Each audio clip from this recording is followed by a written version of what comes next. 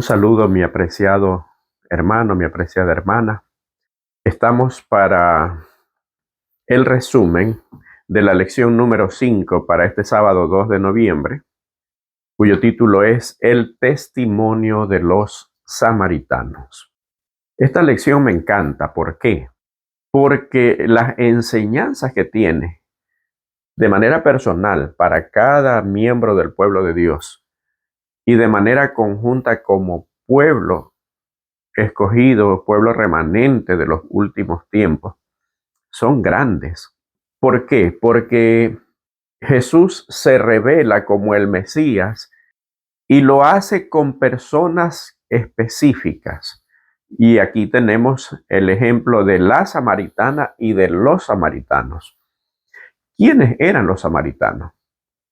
Los samaritanos eran enemigos del pueblo judío. ¿Por qué nace esta enemistad?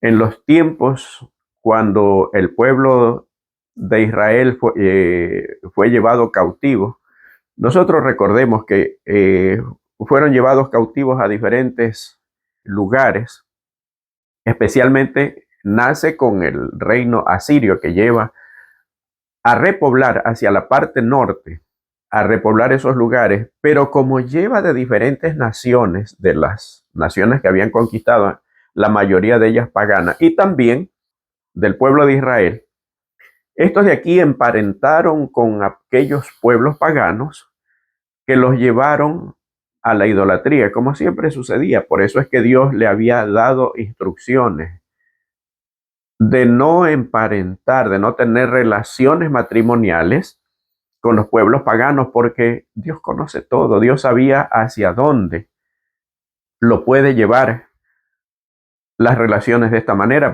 Por eso es que el apóstol Pablo dice: no os unáis en yugos desigual con los incrédulos. Esa es la lección para nosotros. Por eso yo decía que de manera personal y de manera como pueblo remanente, hay grandes enseñanzas para nosotros en estos tiempos. Entonces, los samaritanos eran idólatras. Ellos habían prácticamente desafiado al Dios de Israel. ¿De qué manera? Edificando su propio templo. Ellos habían edificado un templo en el monte de Gerizim. Recordemos que a través de la historia, cuando el pueblo de Israel caía en idolatría, ¿qué era lo que hacía? Se iban a los lugares altos, a las montañas, ¿verdad? Y allí edificaban altares a los dioses paganos, e inclusive muchas veces se llegaba al sacrificio de los propios hijos. Dios había dado instrucciones a su pueblo de no tener nada que ver, de no tener relaciones con pueblos idolátricos, para evitar que los lleven a la idolatría. El pueblo de Judá, que estaba hacia el sur, en el momento cuando estaba el sacerdote Esdras como profeta y estaban reconstruyendo los muros y reconstruyendo el templo de Jerusalén, vienen los samaritanos a querer ayudar en la construcción del templo. Pero como Dios había dado instrucciones, ¿qué fue lo que pasó? Los líderes encargados de la reconstrucción del templo simplemente le dijeron: no hay cómo. Entonces ahí es cuando ellos construyen su propio templo en el monte Gerizim, pero como lo dedicaban a la idolatría, entonces aproximadamente por el año 128, un rey judío llamado Juan Hircano derribó ese templo, porque era dedicado ¿a qué? Era dedicado precisamente a la adoración de ídolos. El pueblo samaritano, ¿cómo se justificaban diciendo que adoraban al verdadero Dios? No, que ellos hacían imágenes, pero que a través de esas imágenes adoraban al verdadero Dios. No hay una relación con lo que sucede ahorita con cultos idolátricos, ¿verdad? Que todavía hay muchas denominaciones religiosas que adoran ídolos y que cuando se le pregunta dicen: no, nosotros no adoramos ídolos, simplemente los veneramos. En todo caso, ese era el pueblo samaritano. Por su lado, al pueblo de Israel Dios le había dado instrucciones acerca de no contaminarse, Pero cuando habla de no contaminarse, era de no caer en sus prácticas idolátricas, porque si hay algo que Dios condena, es la idolatría. Por eso Dios se presenta como un Dios fuerte, celoso, y representa el celo de Dios por su pueblo es representado por el celo del esposo por su esposa. La relación entre Dios y su iglesia es representada por la relación matrimonial. Por eso dice que es un Dios fuerte y celoso, cuando dice que no tendrás dioses ajenos delante de mí. Pero, ¿qué pasó entonces con el pueblo de Israel? Estaban en lo correcto en cierto punto, pero no en su totalidad. Dios les había dado instrucciones inclusive que en los gentiles, aquellos que habían sido convertidos al judaísmo, aquellos prosélitos, como se les llamaba, ¿verdad? No podían entrar al atrio, dentro del atrio del templo, sino hasta la tercera generación. O sea, 3 generaciones no podían entrar, recién la cuarta eran que podían entrar. Pero ¿por qué lo había hecho Dios de esta manera? Lo había hecho para preservar la adoración. Miren qué importante que es la adoración, y nosotros en los actuales momentos como que hemos perdido todo el respeto y la reverencia que se merece el Dios Altísimo. Dios sabía que su adoración era única y no quería que esa adoración fuera contaminada con costumbres idolátricas de los pueblos paganos, de manera que él pedía que varias generaciones, si un gentil se convertía al judaísmo, él no podía, su hijo tampoco, su nieto tampoco, el bisnieto ya podía entrar al atrio, siempre y cuando se mantuvieran, ¿verdad?, dentro de la doctrina judía. Pero lo había hecho para preservar la adoración, para que esa adoración siga siendo pura y no se contamine. Pero el pueblo judío lo malinterpretó, al punto que cuando Jesús viene, a los discípulos le dicen: oye, tu maestro come con publicanos y con pecadores. Porque para ellos el pecador estaba destituido de la gloria de Dios. Porque para ellos Dios era un Dios exclusivista que solamente iba a salvarlos a ellos. Pero eso no era el propósito de Dios. El propósito de Dios es que ellos sean los portavoces de su mensaje, del evangelio, el evangelio eterno, como dice Apocalipsis 14, ¿verdad? Ellos serían los portavoces. Dios los bendecía, andaban en obediencia, Dios los bendecía, y los pueblos paganos, al ver que eran bendecidos, iban a preguntar: ¿pero qué tiene este pueblo? Y ellos iban a dar testimonio del Dios verdadero, y todos los pueblos paganos vendrían y se convertirían al Dios verdadero, tal como sucedió, por ejemplo, con Nabucodonosor en Babilonia. Ese era el propósito de Dios. Entonces, en cierto sentido, los judíos estaban en lo correcto. ¿Pero en qué fallaron? En que a los samaritanos ya los veían de una manera tan despreciable. Eran seres despreciables para ellos, que no merecían la salvación. Y así cualquier persona que a su criterio eran consideradas pecadoras, ni siquiera se les acercaban. Y aquí hay una lección para nosotros, como dije, por ser el pueblo remanente. A veces nosotros nos encerramos en nuestros templos. Y sí, somos fieles, vamos todos los sábados. A veces ni siquiera todo el sábado, a veces solamente sábado en la mañana. Y a veces ni siquiera sábado en la mañana, porque no vamos a la escuela sabática, vamos solamente al culto.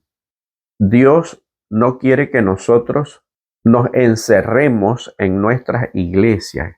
Quiere que la iglesia sea el lugar hacia donde vienen todos los agobiados y cargados por el pecado. En eso fallaron los judíos. Y Jesús lo ratifica en el momento cuando le dice a la samaritana, como veremos un poco más adelante: ustedes adoran lo que no saben. mas nosotros adoramos lo que sabemos porque la salvación viene de los judíos. En cierto sentido, estaban en lo correcto, pero el estar en lo correcto los llenó de orgullo y terminaron con equivocación. Y miren qué coincidencia. Hay coincidencias entre la mujer samaritana y Nicodemo. ¿Por qué hay coincidencia? Nicodemo se esconde y viene de noche escondido porque era un príncipe de Israel, era un miembro del Sanedrín, era de la secta de los fariseos, y él temía que si lo veían conversando abiertamente con Jesús, al cual los líderes religiosos odiaban, podrían expulsarlo del Sanedrín y hasta de la sinagoga, que era lo que practicaban en ese entonces los líderes religiosos. Mientras que la mujer samaritana viene escondida, pero en el día. El uno se esconde en la noche y la otra se esconde en el día. Entonces, ¿cuál es el lugar del encuentro? Un pozo. Un pozo que estaba en Samaria. Ahora, ¿por qué va Jesús precisamente allá? Había cierta controversia entre sus discípulos, que ya los tenía, y los discípulos de Juan. Porque van los discípulos de Juan y le dan la noticia de que Jesús y los discípulos de Jesús, que eran los que bautizaban, venían a ellos mucho más gente que la que iba hacia Juan. Y Juan les dice, es necesario que él crezca y que yo mengüe. Y Jesús, para no entrar en controversia y estar en la misma región y que llegue a haber una enemistad entre los discípulos de ambos, mejor decide ir hacia Jerusalén, pero tiene que pasar por Samaria. El judío ortodoxo, el judío practicante, nunca pasaba por Samaria, era el camino más recto. Pero ellos preferían dar una vuelta y caminar mucho más. Acuérdense que en ese entonces no había ni vehículos ni aviones, ¿no? El medio de movilización máximo que habría, pues era el camello. Pero por lo general tenían que caminar. Y a ellos no importaba, tenían que caminar con tal de no pasar por donde y no contaminarse con los samaritanos. Sin embargo, Jesús pasa por allí. Aquí hay dos lecciones. La primera, Jesús y Juan tenían clara cuál era su misión. Y cuando vieron que podía haber controversia, se separan. Recordamos otro ejemplo bíblico donde dos personas que tenían clara su misión también se separaron. A mí viene a mi mente Abraham y Lot. Abraham se fue hacia la montaña y Lot se fue hacia el valle donde estaban las ciudades prósperas y todos sabemos el resultado. ¿Cuál es la lección entonces? Que cuando nosotros somos llamados a servir a Dios de cualquier manera, debemos estar claros en cuál es nuestra misión. Y cada quien cumpliendo su misión es una suma para beneficio del Evangelio. En lugar de entrar en controversias, cada quien cumple su función. Juan sabía que su función estaba por terminar. Y no se preocupó porque los discípulos vinieron a decirle, mira, aquel de quien tú diste testimonios está bautizando y bautiza mucho más personas que nosotros. Él sabía que su misión estaba por concluir. Y Jesús tampoco quiso que sus discípulos se distraigan de esa manera. Por eso cuando nosotros ocupamos puestos de liderazgo debemos con toda humildad saber cuál es la misión que Dios nos ha encomendado y sumar en lugar de entrar en controversia. Entonces viene al pozo de Jacob. La Biblia dice que era la hora sexta. Esto en nuestros tiempos sería las 12 del día. ¿Por qué? Porque el pueblo judío contaba un día, el día y la noche. Y el día lo contaba desde la primera hora de la mañana, que era las 6, hasta a la hora sexta, que sería las 12 del día. ¿Por qué esta mujer viene a sacar agua a las 12 del día? Absolutamente nadie venía a esa hora a sacar agua al pozo. Por lo general, las personas venían en la mañana o en la tarde cuando ya el sol se ponía. ¿Por qué? Porque en el oriente, porque en los lugares bíblicos, el sol es muy fuerte al mediodía. Nadie se atreve a ir a sacar agua a un pozo al mediodía. Aprovechan, inclusive aprovechaban para darle agua a sus ganados en las primeras horas de la mañana o en las últimas horas de la tarde. La Biblia dice que esta mujer vino a las 12 del día. En realidad, y lo muestran muchos versículos, en realidad ella vino a esa hora porque era cuando sabía que no se iba a encontrar con nadie. ¿Y por qué? Porque era una mujer avergonzada. ¿De qué se avergonzaba? De su vida. Aparte de pertenecer a un pueblo idólatra, ella tenía algo que cargaba sobre sí. Era una persona, lo que hoy día podríamos decir persona de dudosa reputación. ¿Por qué? Porque la Biblia dice que cuando Jesús le dice, llama a tu marido y ven acá, ella le dice, Señor, no tengo marido. Y la respuesta de Jesús, que ya veremos más adelante, demuestra lo que acabo de afirmar.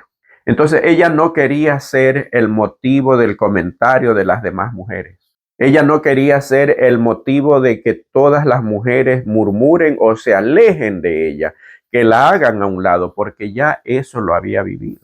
Entonces la mejor hora para ella venir cuando no era perturbada por nadie era el mediodía. Y se encuentra con Jesús. Y qué interesante, los discípulos van a conseguir alimento. El lugar de donde ella vivía, desde el pozo estaba como a 1,5 kilómetros, y en ese entonces, pues 1,5 kilómetros era relativamente cerca. Pero aún así, pues ella no quería cruzarse con las personas. Me imagino que se incomodó viendo que estaba Jesús ahí porque ella iba a esa hora porque no quería encontrarse con nadie. Y cuando va a sacar agua, Jesús le dice, dame de beber. Se sorprende porque, como habíamos visto en la primera parte, para el judío era imposible mezclarse con un samaritano. Lo máximo que podrían llegar era a intercambiar productos, a hacer negocios, a comprar o a venderles algo, pero no más. Miren que en el oriente una de las costumbres que más ponderaban, por ejemplo, era el de dar agua, el de regalar agua a un caminante, a un sediento. Y ellos hacían hasta lo imposible, pero aún así, si era un samaritano, ni siquiera agua. Y en esas circunstancias, pues, la mujer se sorprende de que un judío le pida de beber. Si Jesús le hubiera ofrecido agua, ella seguramente lo hubiera rechazado. Pero la demostración de Jesús de que ella podía ser valiosa para él, para pedirle un favor, como que rompe ese prejuicio. Según dice el Evangelio según San Juan, en el capítulo 4, desde el versículo 7 hasta el 15, vino una mujer de Samaria a sacar agua y Jesús le dijo, dame de beber. Pues sus discípulos habían ido a la ciudad a comprar de comer. La mujer samaritana le dijo, ¿cómo tú siendo judío me pides a mí de beber, que soy mujer samaritana? Porque judíos y samaritanos no se tratan entre sí. Respondió Jesús y le dijo, si conocieras el don de Dios y quién es el que te dice, dame de beber, tú le pedirías a él, tú le pedirías y él te daría agua viva. Ella le dice, Señor, no tienes con qué sacarla y el pozo es hondo. ¿De dónde pues tienes agua viva? Otra coincidencia con Nicodemo. A Nicodemo también le habla del agua, pero le habla el agua después de haberle hablado de un nuevo nacimiento. En el versículo 3 de Juan capítulo 3, en Juan 3:3, le dice, si no nacieres de nuevo, no entrarás en el reino de Dios. La respuesta de Nicodemo es casi idéntica de la mujer samaritana. Nicodemo responde de una manera irónica, pero porque le dice que tengo que entrar otra vez en el vientre de mi madre. Y la mujer le dice, pero no tienes con qué sacar agua, ¿cómo así me vas a dar agua. Ahí se desarrolla la conversación que tiene con Jesús. Y al igual que con Nicodemo, le ofrece la solución. La mujer samaritana, cuando Jesús le dice que él le daría agua viva, la mujer dice, Señor, yo quiero de esa agua porque no quiero tener que venir a sacarla acá. Y aquí complemento lo que les había mencionado anteriormente. Aquella mujer se sentía avergonzada, quizás hasta odiaba el tener que ir a traer agua. ¿Por qué? Porque no quería encontrarse con la gente. Entonces, cuando le dice a Jesús, Señor, dame de esa agua para no tener que venir a sacarla acá, estaba pensando, "Oh, al fin, si yo tengo esa agua y no tengo que venir a sacarla, ya no voy a pasar la afrenta, ya no voy a pasar vergüenza, ya no voy a andar escondiéndome". Ella veía en sí una solución a su problema, pero de una manera diferente de la solución que Jesús le estaba ofreciendo.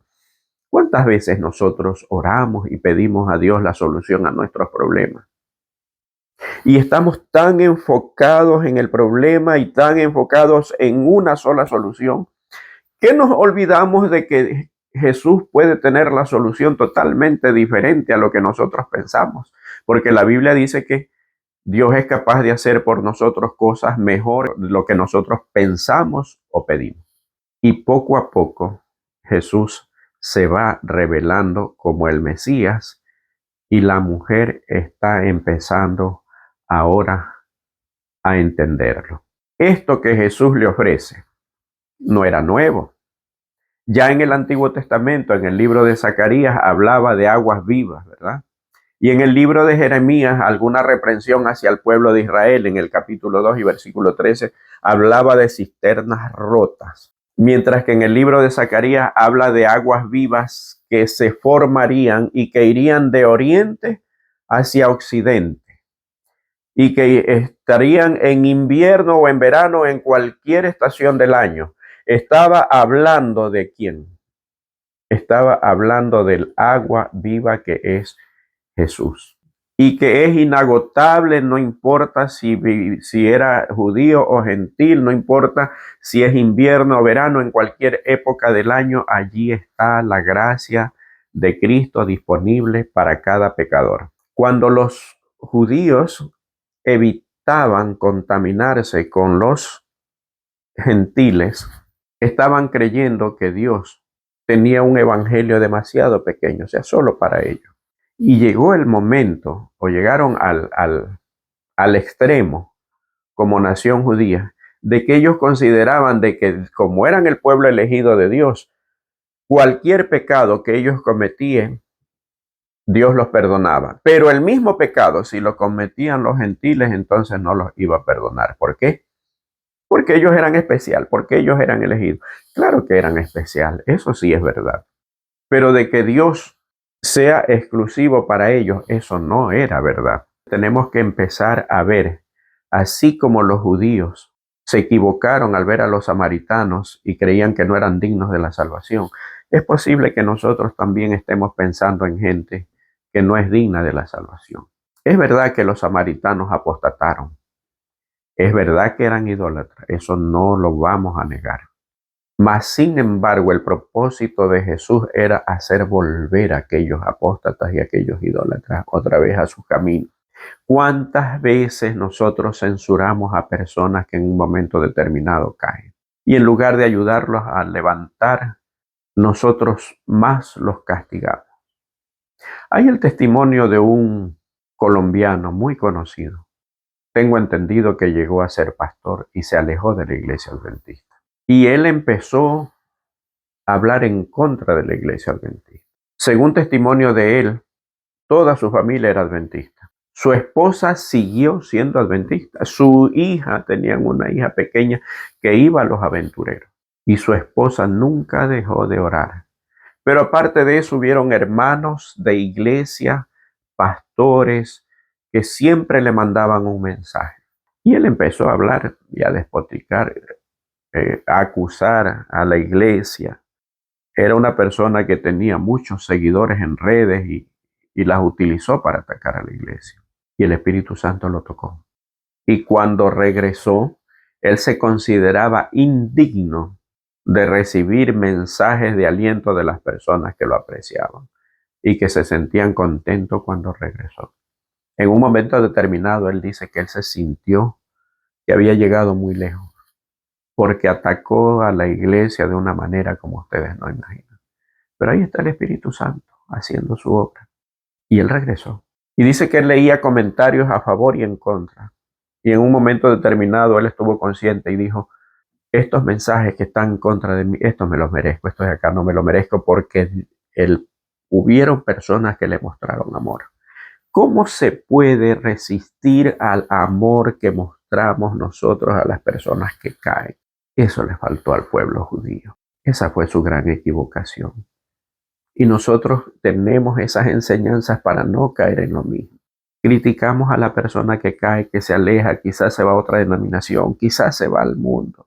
Oramos por ella. Nos acercamos a preguntarle qué pasa, qué necesitaron, qué hubiera ocurrido, qué hubiéramos podido hacer nosotros para evitar que ellos se vayan de la iglesia. O quizás los acusamos y los señalamos con el dedo para que se hundan más. Hermanos, aquí hay lecciones muy importantes, muy maravillosas, que de verdad que esta lección a mí me encanta. Y continuando con la lección, cuando le ofrece Jesús el agua viva a la mujer samaritana, ella le dice, Señor, yo quiero, dame de esa agua porque yo no quiero venir aquí a sacarla. Jesús le dice, ve y llama a tu marido y ven acá. Y ella no quiere entrar en ese tema. Es un tema molestoso para ella, del cual no le gusta hablar, y precisamente esa era la razón por la cual iba a las 12 del día a sacar el agua. Y le dice, Señor, y miren que ella quiere evitar el tema. Y le dice, Señor, yo no tengo marido, pensando que ahí iba a morir la conversación. Mas Jesús le dice, bien has dicho, porque 5 maridos has tenido y el que ahora tienes tampoco es tu marido. Pareciera que Jesús se complaciera en poner el dedo sobre la llaga. Pareciera como que Jesús está hurgando allí en cosas desagradables, pero no es así. Esta mujer vivía avergonzada de su vida, pero reacciona y le dice, Señor, tú pareces profeta. O sea, ¿quién te dijo a ti, si tú eres judío, estás por allá, estás lejano, cómo es posible que sepas mi vida? Cuando Jesús entra en esa conversación, trata de cambiarla y lo lleva otra vez a una conversación controversial donde le dice, nuestros padres adoraron en este lugar y ustedes dicen que es en Jerusalén que se debe adorar. Y ahí es cuando Jesús le aclara y le dice, sí, es verdad, la salvación viene desde los judíos, pero no entra en controversia. Y le dice, de verdad te digo que llegará el día, y ahora es cuando ni aquí ni en Jerusalén adoraremos. Le está mostrando que el lugar no es lo importante, sino la forma de adoración. Y qué curioso que Jesús hace hincapié en la forma de adoración sin importar el lugar. Y en los últimos tiempos, la última batalla entre el bien y entre el mal estará decidida a través de la adoración. Por eso, qué importante que es la adoración. ¿Cómo estamos adorando nosotros al Dios verdadero? Lo he mencionado en otros temas y a mí me llena de tristeza. La iglesia está preocupada por llenarse de personas. No importa quiénes ni no importa cómo. Y en ese afán de llenarse de personas, he escuchado comentarios como estos. Es que nuestros cultos son muy aburridos. Es que nuestros cultos son muy tristes, son melancólicos. Yo lo he escuchado. ¿Acaso el culto no es una adoración a Dios? Entonces, ¿a quién queremos adorar? ¿Al ser humano o a Dios? Repito, lo digo basado en el hecho de que la última batalla que decidirá la suerte y el destino eterno, condenación eterna de las personas será la adoración. La adoración a Dios o al enemigo. La adoración como Él ordena o como quiere el enemigo. ¿Cómo estamos adorando nosotros? Jesús le mostró la verdadera adoración pero más allá de la adoración le dijo y se mostró tal cual era, o sea, se mostró como el Mesías. Cuando ella le dice, algún momento debería venir el Mesías. Y estaba mostrando con eso de que ella esperaba el Mesías, más allá de su vida, más allá de su conducta, ella esperaba al Mesías. Y Jesús se revela y le dice, yo soy el que habla contigo. ¿Por qué no lo hizo con el Sanedrín? Lo hubiera matado de inmediato. A lo suyo vino y los suyos no le recibieron, decían lecciones atrás. Y se revela a una mujer que actualmente la gente diría de dudosa reputación. Y como dije antes, ¿qué entonces hace Jesús recordándole su pasado a esta mujer? Quería limpiarla de manera que ella no se avergonzara más. Quería enfrentarla con su pasado para mejorar su futuro. Y lo logró porque si antes esta mujer, en el momento que le dice, 5 maridos has tenido y el que ahora tienes tampoco es tu marido, le estaba diciendo, tienes una vida que cambiar, pero tienes una misión que hacer. Cuando Jesús se revela como el Mesías, esta mujer entusiasmada se olvida que había ido a llevar agua, deja su cántaro botado, se olvida de la vergüenza que la llevó a esa hora, a ese lugar. ¿Y qué es lo que hace? Va a predicar al lugar donde estaba la gente que la acusaba. Ya no le importó. Es más, ella misma dijo, hay alguien que me ha dicho todo lo que yo he hecho y que seguramente es el Cristo.